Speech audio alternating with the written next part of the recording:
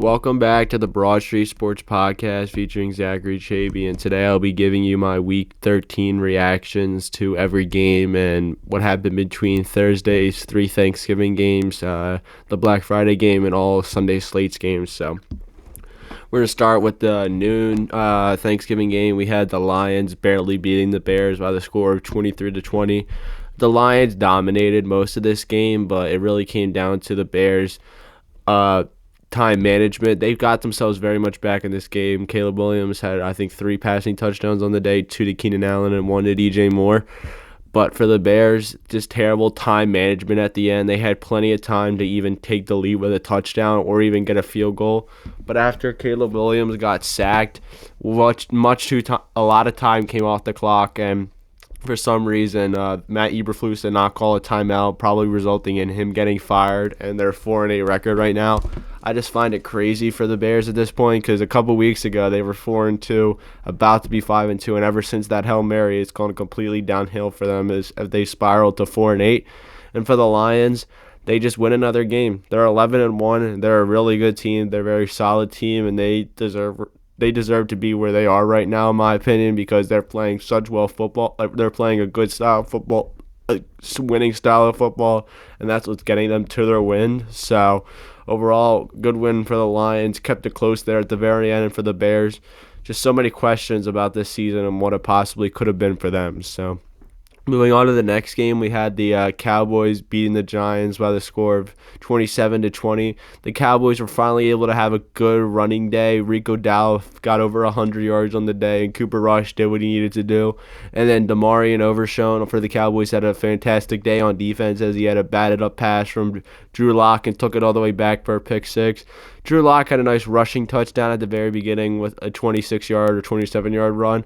But overall, this game was not very good. These are two teams that are not good right now. The Cowboys, after winning this game, are only 5-7. The Giants, at this point, they're looking for a new quarterback. And right now, they're the number 1 pick, and they probably want to keep it that way. So overall, for the Cowboys, just a win they needed to have if they want any chance of keeping their season alive. And for the Giants, it's mostly on the next season for them. So moving on to the next game, we had the Packers beating the Dolphins pretty easily. The Dolphins tried to make a fight back in the second half, but overall this was Packers domination. Josh Jacobs had a good day.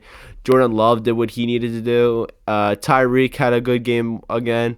And Jonnu Smith looks like Tua's number 1 guy right now. These past couple weeks, he's looked great. And it's just overall the Packers, they're just a really solid team at this point. Like, they're playing their style of football. They're playing the way they need to play. Their defense is great. Their offense is really solid, and they're 8-3 for a reason, or 9-3 in my opinion, for a reason, because they're playing good football. So that's what's led them to where they've gone right now, and I think they're a very dangerous threat in the NFC. They could bring damage on anyone they play, and it's going to be interesting to see how they play the Lions in a couple days on Thursday Night Football in Detroit. I'm looking forward to that game, especially as an Eagles fan, seeing if the Packers can beat the Lions and give the Eagles a chance at the number 1 seed. So it should be interesting to see what happens in there. And then for the Dolphins, they just pulled off 2 straight wins, and this game was just tough. Tua just plays terrible anymore when he's not at home or not in a good environment, like weather-wise. And it was cold there. He just isn't able to adjust there. And for the Dolphins at this point, I feel like could be a lot of big off-season moves for them in the horizon. So moving on to the Black Friday game, the Chiefs barely got out of that game by a score of 2 points, 19-17. Another mismanagement by the Raiders. Honestly, like I would say mismanagement, but it's just like unfortunate events. Like there was a penalty that was apparently called, and they just let the play go, and they threw the whistle and everything. I think it was a false start on the Raiders, and they just let the play go, and it resulted in a mismanaged snap by Jackson Powers Johnson to Aiden O'Connell, and Aiden O'Connell fumbled, and the Chiefs picked it up as the Raiders were about to drive down and try to kick a game-winning field goal. But overall in this game for the Chiefs, they had Isaiah Pacheco back. He looked like he was ready to get back in the swing of things. Kelsey had a good day, had a couple catches. D-Hop wasn't as much involved. Worthy had some catches. Noah Gray was involved. And I think the one of the touchdowns was to, if I'm not mistaken, I can't remember off the top of my head, but one of the touchdowns. It was either to Noah Gray or it was to Justin Watson, the receiver. So good for him to get involved in this offense. And for the Chiefs at this point, it's been really up and down for them. They've been shaky to this 11-1 record, in my opinion. It's just like, it's going to be interesting to see how they play these other playoff teams in the playoffs, because I know they're going to step up their game a whole lot more when it gets to the playoffs. But it should be interesting to see. And for the Raiders at this point, another team, they should just be looking forward to next season about them drafting a possible quarterback, because they definitely need one. But just building internally for them, they have a defense built there. I think they should still keep their coach in Antonio Pierce. And it's just getting a new quarterback, building a whole new culture and foundation in that system. I think that's the right thing for them to do right now. So moving on to the Sunday slate of games, we had the Texans barely getting out of this game with the Jags. In this game, Trevor Lawrence finally came back, but got taken out by a very dirty hit by Azeez Al-Shaair, and he was just suspended 3 games today by the NFL. I think that hit was not necessary whatsoever, and I honestly think he deserves the punishment, maybe 1 or 2, but he definitely needed to be suspended because that hit was not necessary, and then it led to a huge fight after the fact. So I don't know at this point. So, but overall, I think that the Texans, they've been really shaky. C.J. Stroud's really had a sophomore slump, in my opinion. He just doesn't look like the quarterback he looked like last year. So it should be interesting to see if he can improve his game any much more once they get into the playoffs, because I think they're pretty much going to win the division at this point. I don't see any other team really jumping up ahead of them to try to take that division. So, and for the Jaguars, just tough to lose Lawrence. Hasn't been great this year, and when he has been on the field, and then when he's off the field, it's not also great, because you can't putting Mac Jones in there isn't always the greatest thing. But overall, in this game for the Texans, a game they needed to win after getting upsetted by the Titans last week. And for the Jaguars, another team just looking forward to next season, see what they can do, maybe get a new head coach in the building, just get a new culture reset, because they definitely need it, because they have some players in there like Brian Thomas, they have Evan Ingram. If Christian Kirk comes back well off injury, they sign Gabe Davis, they have ETN and Tanks Bigsby, and then they have a solid defense surrounded by Josh Hines-Allen and Trayvon Walker. So should be interesting to see what they do there. Moving on to the next game, the Colts just got out of there against the Patriots by the score of 25-24, as they went for a late 2-point conversion when Anthony Richardson rushed it in for a touchdown. And this is another game, in my opinion, he's looked good. He didn't look great, obviously, against the Lions last week, and that's always a tough matchup, because the Lions play every team hard, so it's tough to beat them, especially if you're home away. They play great anywhere at this point. So, but for the Colts, just a good win. Richardson looked good, and then once again, Drake Mays looked great. But it's just his inability of trust of these targets that he has. Like, they need to get him a solidified wide receiver in free agency so they can really see how he plays. So it should be interesting to see how that goes. But for the Colts, just a win that they needed to have if they want any chance at the playoffs. And Richardson just needs to keep improving on his game, in my opinion. He's looked better after he got benched. So it's a good sign for Colts fans and anyone supporting Richardson, including myself as a whole, because I think he could be a good quarterback. It's just if he can find his game. So, but overall, just a good win for the Colts. And the Patriots, man, they got their quarterback. It's just getting the right targets and right offense around him so they can finally start succeeding again. So moving on to the next game, we had the Chargers beating the Falcons by the score of 17-13. And the way the Falcons offense played, I thought this game should have been even. It should have been a blowout. Kirk Cousins threw 4 picks on the day, and they still had a chance to win this game. One of them was a pick 6, and just terrible for Kirk Cousins is now the Falcons, they've fallen. Them and the Buccaneers are both 6-6 as the Buccaneers still have a chance to win this division. Up like 3 or 4 weeks ago, the Falcons probably just needed to win about 3 or 4 more games, and they probably would have been a lock for the division. But Kirk Cousins has looked terrible these past 3 games. That's the reason they've dropped to 6-6. Their offense just looks a little shaky. Their defense is playing well, but it's their offense not getting enough points on the board, because eventually your defense is not going to hold up forever especially if your offense can't do anything, and that's what's happening with the Falcons right now. And for the Chargers, they're up to 8-4 now. I mean, they're in a prime position to make the playoffs. Herbert's doing exactly what he needs to do. They're running the ball efficiently, and they've lost J.K. Dobbins for a couple. I think he got placed on IR, if I'm not mistaken, but once they get him back, that will be great for them. And then Ladd McConkey's looked like his number one guy, as he had over 100 yards in this game. Just overall for the Chargers, just a good win to very much keep them prime position in the playoffs. And the Falcons, they better figure it out quickly, or the Buccaneers will be taking their spot in the division and in the playoffs. So moving on to the next game, the Seahawks just got past the Jets. This was a return game for Geno Smith, the team that drafted him, and also a return game for Leonard Williams, who got very sweet revenge as he had a 92-yard pick six on Aaron Rodgers. It was a deflected pass, and he took it all the way to the house. Just great for him and great for defensive linemen as a whole to get plays like that. It's always great to see that. Just overall in this game, the Seahawks back-to-back wins put them at 7-5 and prime position and complete hold of the NFC South, their NFC West right now. And for this, overall for the Seahawks, they just need to keep playing this style of offense. Jackson Smith and Jigba's look good. Getting DK Metcalf involved in this offense. Tyler Lockett's always solid, and then having Kenneth Walker and Zach Charbonnet is always good, and having Noah Fant also. And then for the Jets at this point, it's just been a dumpster fire of a season for them. I kind of could see this coming out of the horizon. Rodgers has been past his prime for a while now at this point, and I don't know what they expected much out of him coming off a torn Achilles. But for the Jets at this point, they made a wrong decision by firing Robert Saleh, and then they get rid of their GM. And I just think Aaron Rodgers is controlling too much of this team as a whole, and I feel like that's what's led to the issues. But overall, good win for the Seahawks, and for the Jets, honestly, you should just chalk up this season at this point because there's no saving it. So moving on to the next game, the Commanders got a very good win, a win that they needed, in my opinion, coming off some tough losses to the Cowboys, the Eagles, and the Steelers. And they just got a nice commanding win. Jaden Daniels looked good, only had one pick on the day. Got the ball to Terry McLaurin for 2 touchdowns, had one to Zach Ertz, and Brian Robinson finished with either, if I remember or not, either over 100 yards or close to 100 yards and a touchdown.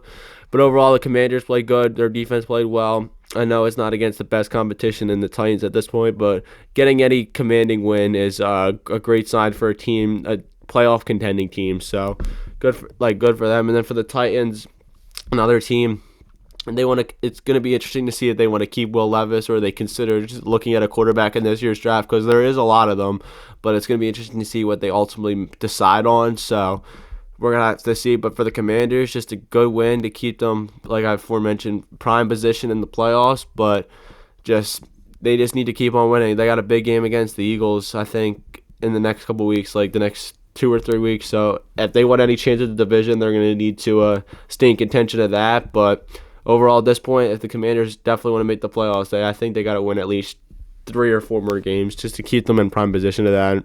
And for the Titans, just looking towards the future. So then we got the Steelers and Bengals in a shootout. Final score 44-38. Russell Wilson had a day, got over 400 passing yards. I think had 3 or 4 touchdowns.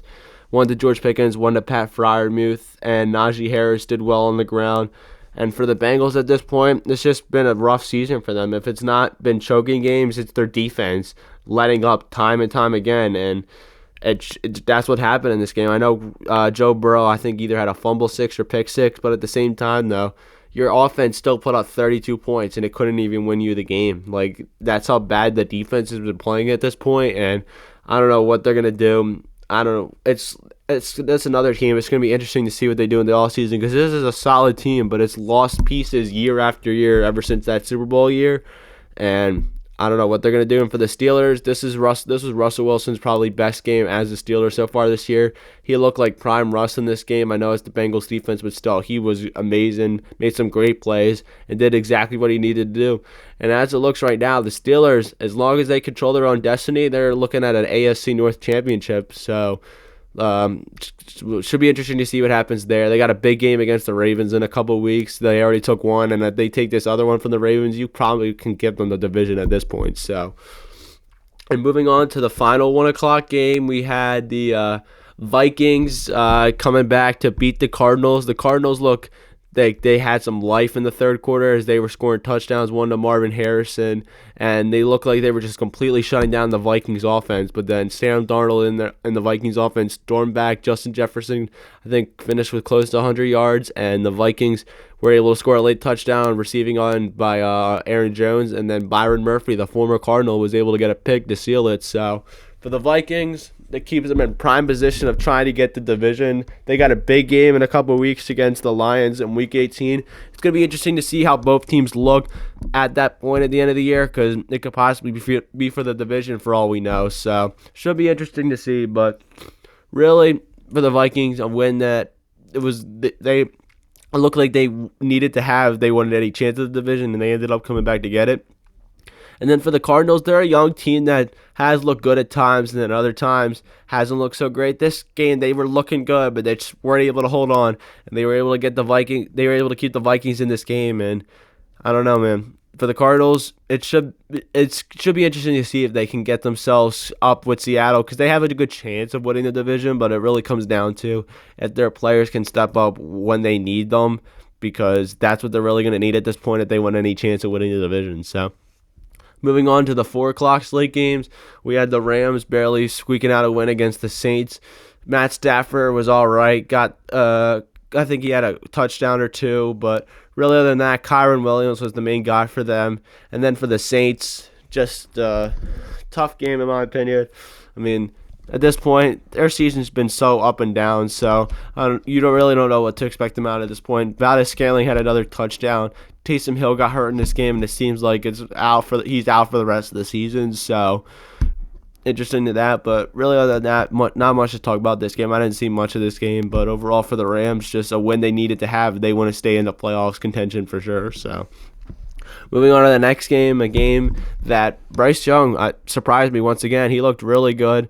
It did exactly what he needed to do and just made the plays when he needed to. It just unfortunately wasn't enough, as the Chuba Hubbard fumbled late in overtime, and the Buccaneers were able to drive down and get a game-winning field goal. As Mike Evans had a nice catch on the first drive, a nice one-handed catch, and like I said, Bryce Young was making plays. He gave the Panthers the lead with like 20 seconds left, but the Buccaneers were able to go down and tie it.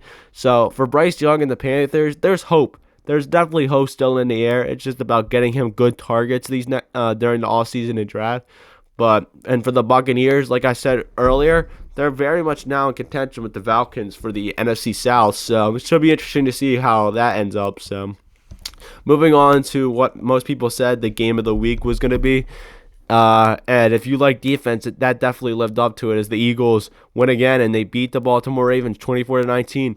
Once again, our offense looked shaky. But once again, Saquon Barkley, the closer of this offense, was able to come alive, had 65 rushing yards in the fourth quarter, and had a big 25-yard rushing touchdown to give us a good advantage. And this defense, man, Cooper DeJean, he is a superstar. Quinyon Mitchell, he is a superstar. These two rookies have been insane this year. The hit he had on Derrick Henry, I never thought I'd see the day if someone would take him down like that.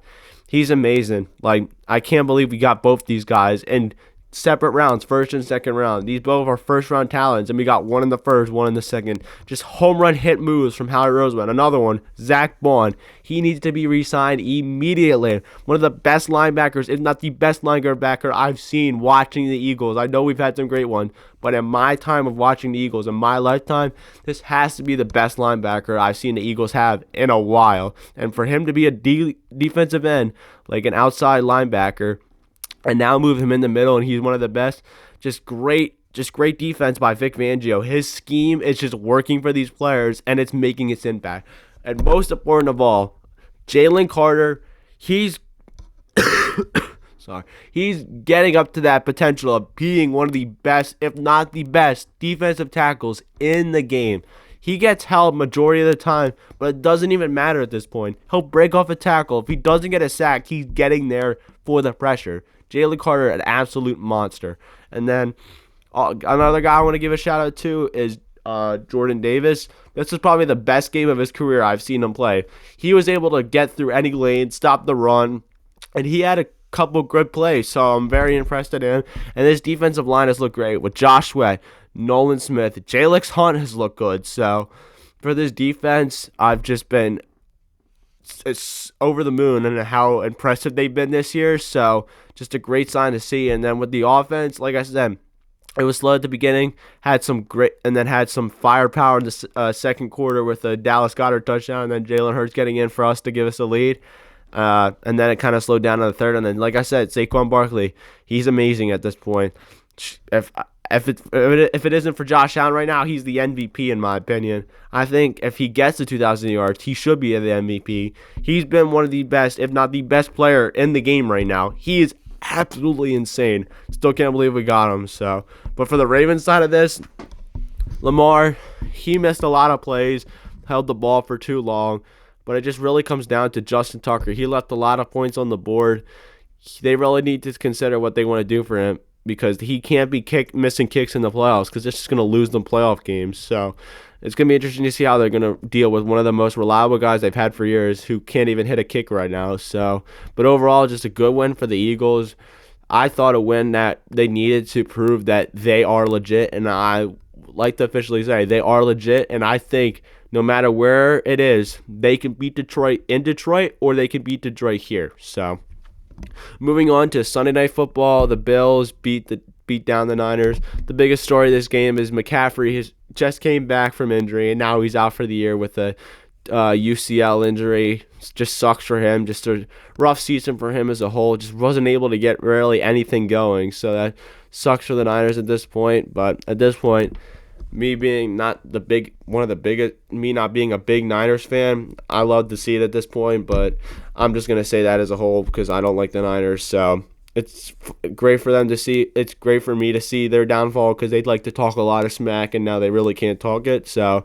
But that McCaffrey injury sucks in my opinion. I don't wish injury on anyone, but that's just a terrible sight to see because he's one of the best running backs in the game right now, and I'd love to see him go head-to-head with Saquon fully healthy, but it's not what we're going to see. So, but for Josh Allen, just proved why he's one of the best quarterbacks in the game right now. He's just been playing on an MVP level. That's why he's the favorite to win MVP right now.